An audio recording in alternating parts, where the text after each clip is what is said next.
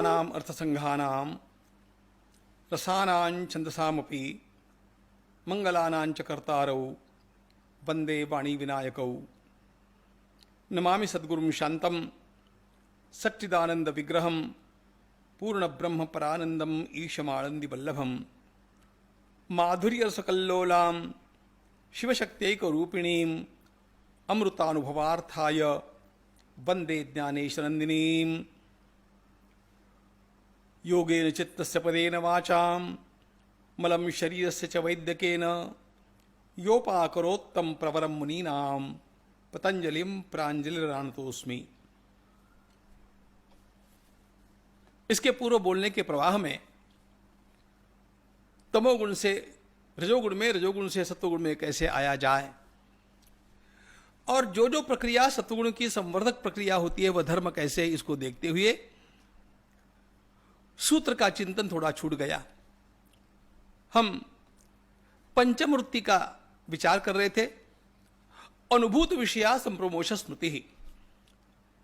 हमने इसके पूर्व जिन विषयों का जन्म जन्मांतर में भी अनुभव किया है उनके जो संस्कार हमारे भीतर जमे हुए हैं वे पुनः पुनः याद आते हैं और वह स्मृति नाम का प्रवाह अत्यंत प्रबल वृत्ति है। योगश्चित्त वृत्ति निरोधा। इन स्मृतियों का भी निरोध होने की आवश्यकता है। अब फिर वही बात, इन स्मृतियों में भी कुछ तामसी होती है, कुछ राजसी होती है, कुछ सात्विक होती है। हम यदि किसी क्राइम वाली जहां पर बड़ा आपराधिक कृत्य हुआ होगा, खून खराबा, डकैती, युद्ध आदि, अथवा अत्यंत घोर इस प्रकार का कोई कार्य हुआ होगा, उसकी स्मृति यह तामसिक स्मृति है। यदि हम अपने स्वयं के विवाह का विचार करने में डूब गए या कहीं हम पर्यटन के लिए गए हैं और वहां पर हम सबके साथ मौज मस्ती कर रहे हैं, आनंद ले रहे हैं, इस प्रकार की जो स्मृतियां हैं वे राजसिक है। और हम स्वर्गाश्रम गए हैं, गंगा जी के तट पर बैठे हैं, वहां पर कथा का श्रवण कर रहे हैं या वहां पर भजन गा रहे हैं अथवा किसी अन्य तीर्थ में पहुंचे हैं, हम भगवान कैलाश का दर्शन कर रहे हैं, मानसरोवर में डुबकी लगा रहे हैं, किसी संत का सत्संग कर रहे हैं, ये स्मृतियां सारी सात्विक स्मृतियां हैं। अब हमारे भीतर जो प्रवाह चलता है स्मृतियों का, इसके ऊपर हमारा नियंत्रण वैसे नहीं होता है। करना क्या चाहिए, जिस जिस प्रकार की तामसिक और राजसिक स्मृतियां होगी वे पुनः पुनः उभर करके न आवे, इसलिए सात्विक स्मृतियों में रहने का प्रयास करना चाहिए। यह चित्त शुद्धि की साधना है और इसके लिए तीर्थ यात्रा करके आने के पश्चात तीर्थों को याद करना चाहिए, वहां के देवालयों को याद करना चाहिए, संत महात्माओं को याद करना चाहिए, सत्संगों को याद करना चाहिए। इनको पुनः पुनः याद करते रहेंगे तो अपने आप जो अन्य स्मृतियां हैं वे दब जाएंगी, वे स्वयं धीरे धीरे नष्ट भी हो जाएगी। क्योंकि जिस स्मृति को हम पुनः पुनः करते हैं, अपने मन में दोहराते हैं, वो अधिक अधिक गहराई की बन जाती है, अधिक प्रबल बन जाती है।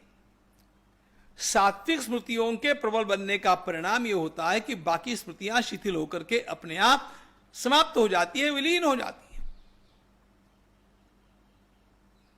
यही तो बात है। पुनः पुनः स्मृति को, अच्छी स्मृति को जागृत करने का परिणाम हमारे मन का संस्कार ही बदल जाता है,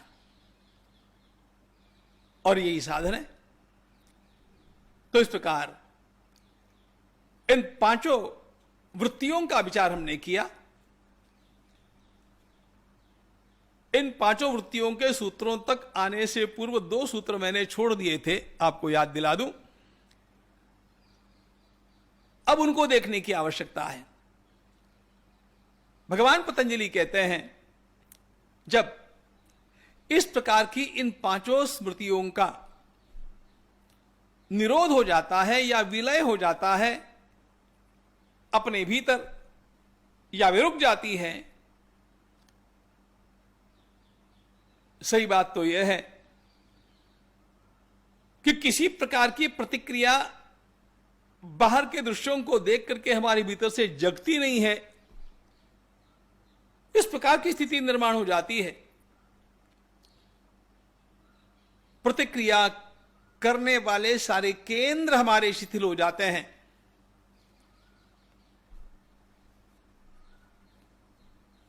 भगवान पतंजलि का वह अत्यंत मनोज्ञ सूत्र वर्णन करता है, तदा द्रष्टु स्वरूपे अवस्थानम।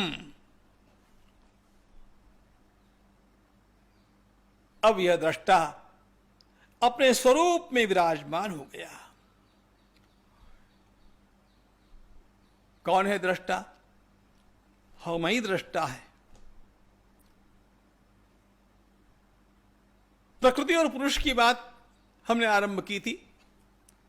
यह सारी जड़ प्रकृति दृश्य है और हम चैतन्यमय दृष्टा है। हम दृष्टा तो है लेकिन स्वरूप में नहीं है। दृष्टा शब्द का अर्थ है देखने वाला। इस सारी प्रकृति के खेल को हम देखते हैं, इसका अनुभव हम करते हैं, लेकिन बात यह हो गई कि हम स्वरूप में नहीं रहे। फिर कहां चले गए? हम तीन गुणों में चले गए, और इन तीन गुणों की वृत्तियों के प्रवाह जो पांच प्रकार लेकर के हमारे संपूर्ण व्यक्तित्व का मानो मूल स्वरूप बन गए, उसी में हम रम गए। पुनः केवल शब्द बोलकर के याद दिला देता हूं, प्रमाण, विपर्यय, विकल्प, निद्रा, स्मृतयः, ये पांच प्रकार की वृत्तियां, और वे तमोगुणी, रजोगुणी, सत्वगुणी, उसी में हम इतने उलझ गए कि हमने उन्हीं को अपना स्वरूप मान लिया। हम अपने स्वरूप को भूल गए,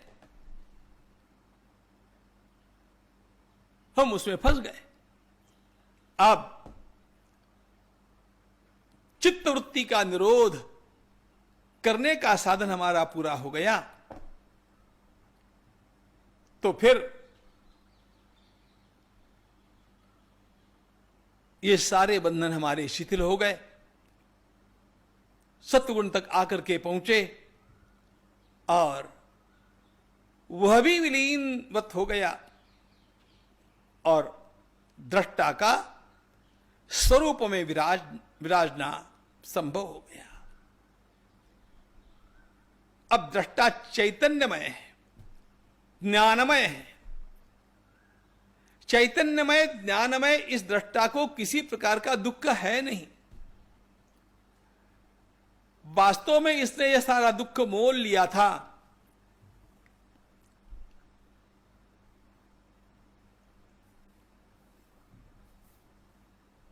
प्रकृति की संगति से।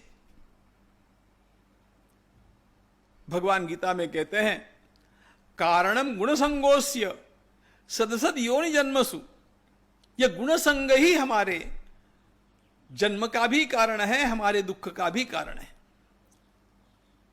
हम जो थे नहीं वो हमने अपने को समझ लिया, और इसलिए हम कभी अपने को सुखी मानते रहे, दुखी मानते रहे, रोते बिलखते रहे, उन्मादी होते रहे, उच्छृंखल होते रहे। वास्तव में इन सारी बातों के साथ हमारा कोई वस्तुतः संबंध नहीं है, फिर भी ऐसा हो गया। तदा दृष्ट स्वरूपे वस्थानम, हम अपने मूल रूप में आ गए। हमने अपनी ज्ञान स्वरूपता को पहचान लिया, निस्संगता को पहचान लिया। इन सारी वस्तुओं के साथ, इन सारी प्रक्रियाओं के साथ मेरा वस्तुतः कोई संबंध है नहीं, यह मेरे ध्यान में आ गया, मैं छूट गया। संप्रज्ञात समाधि, असंप्रज्ञात समाधि और उसके पश्चात आने वाली निर्बीज अवस्था, यह सारा योग का मार्ग क्रमण होने के पश्चात यह जो स्थिति है, यह दृष्टा की स्वयं के स्वरूप में स्थिति।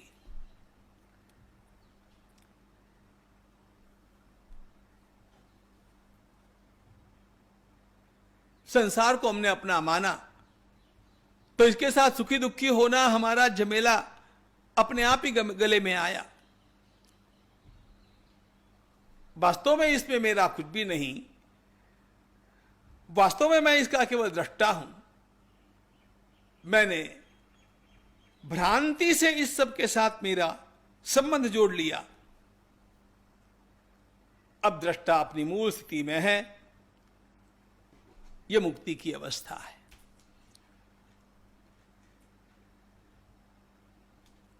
यह समाधि की अवस्था है। इसी समाधि की दृढ़ता का परिणाम मुक्ति है। जब इस स्थिति में नहीं होते हैं तब जैसी वृत्तियां हैं उस प्रकार का हमारा पुनः खेल आरंभ हो जाता है। वृत्ति सारूप्यम इतरत्र। समाधि में किसी प्रकार का मेरा कोई संबंध इन सारी वृत्तियों के साथ नहीं, मैं अपने चैतन्यमय प्रकाश में विलीन हूं। उस समाधि से जैसे ही बाहर आया,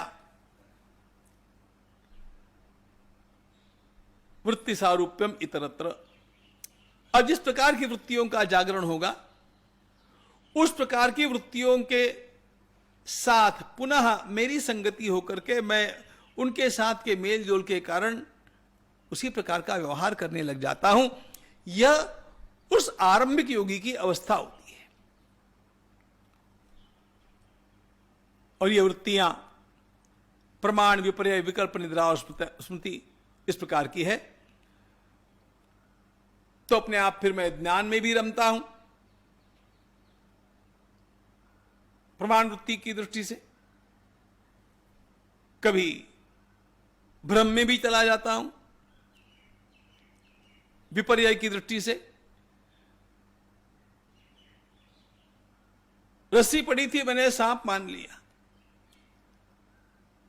ये सारी प्रमाण, विपर्य, विकल्प, निद्रा और स्मृति, ये विभिन्न प्रकार की जो वृत्तियां हैं, उन वृत्तियों के साथ पुनः मेरा संबंध जुड़ने जैसी स्थिति आ जाती है। तो चंद्रमा का प्रतिबिंब जैसे रात्रि के समय जलाशय में, स्थिर जलाशय में हमें दिखता है और वह स्तब्ध है, किंतु लहरों के आते ही जैसे वह अपने आप हिलने लग जाता है, उसी प्रकार मेरे भीतर भी वह चंचलता पुनः जागृत हो जाती है। यह है वृत्ति सारूप्य। एक निरुद्ध अवस्था की स्थिति है जहां पर मेरा इन सारी वृत्तियों के साथ और इस संसार के साथ कोई संबंध नहीं, मैं अपनी ज्ञानमय स्थिति में विराजमान हूं। किसी प्रकार के दुख का मुझे कोई स्पर्श नहीं। यह दृष्टा की स्वरूप में स्थिति हो गई। इसको कहते हैं समाधि अवस्था। और व्युत्थानावस्था, जैसे वो संसार में आया तो अपने आप सांसारिक चंचलताओं के साथ उसका भी चांचल्य दिखने लग गया। मूलतः कभी भी चांचल्य है ही नहीं हमारे भीतर, लेकिन वो हमारी वृत्तियों में अब झलकने लग गया। लहरों के उठने के कारण जैसे चंद्रमा का प्रतिबिंब हिलता हुआ दिखता है, वैसे यह भी अस्थिर चंचल वृत्तियों के साथ एक रूप हुआ सा दिख जाता है। अब ये सारे सूत्र हम अपने सामने लाएंगे तो अर्थक्रम से इस दृष्टि से देखने के कारण सारा भाव सरलता से ध्यान में आएगा।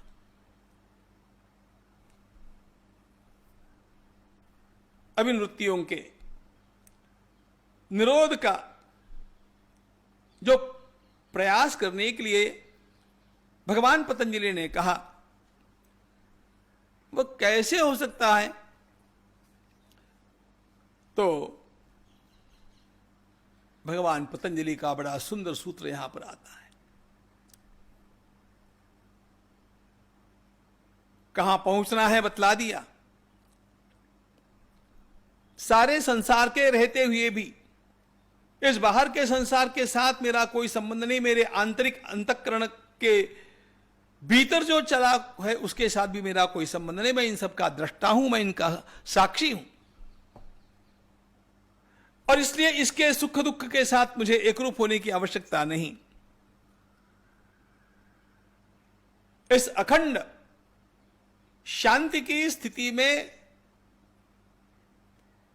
पहुंचने के लिए क्या करना पड़ेगा? तो भगवान पतंजलि ने कहा कि उसके लिए आपको दो साधनों का संबल लेना बहुत आवश्यक है। तत्र स्थितौ यत्नोभ्यासः,